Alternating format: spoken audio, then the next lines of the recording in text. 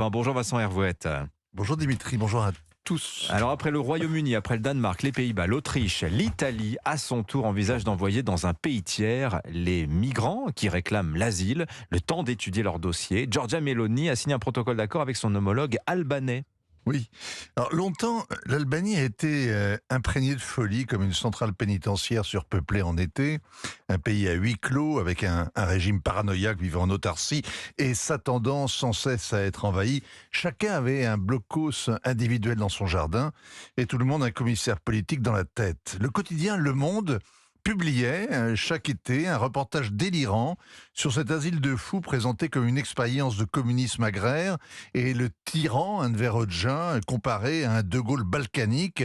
L'éminent confrère a été acheté par l'ambassade albanaise à Paris et il passait ses vacances à Dourech, sur la plage, sur la côte adriatique, dans les villas réservées aux bureaux politiques. Ça doit être le seul membre de la nomenclatura qui n'ait jamais été purgé, déporté, enfermé. Il se reconnaîtra. À la chute du mur, Vincent, les Albanais ont déserté en masse. Oui, depuis le temps qu'ils lorgnaient l'Italie en face, de l'autre côté de la mer Adriatique, ils étaient pressés d'aller se frotter à la réalité magique des chaînes de télé de Silvio Berlusconi.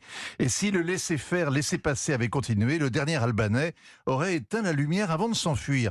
Tirana était aux abois, la population affamée, l'armée italienne lui a fourni une aide alimentaire d'urgence massive et il manque toujours en Albanie un tiers de la population. Les mieux formés partent en Europe pour un exil définitif. C'est donc un formidable retour de l'histoire que Rome s'entende avec l'Albanie pour y enfermer les migrants repêchés par les gardes-côtes au large de Lampedusa. Alors l'accord, le voici. Le Premier ministre socialiste Edi Rama a signé avec Giorgia Meloni pour construire 2 centres d'accueil fermés, capacité 3000 places. Ce sera sur la côte, juste en face de Bari. Il ne sera pas le club Méditerranée, pas non plus un enterrement au ban de Cayenne. Le dossier sera traité en moins d'1 mois.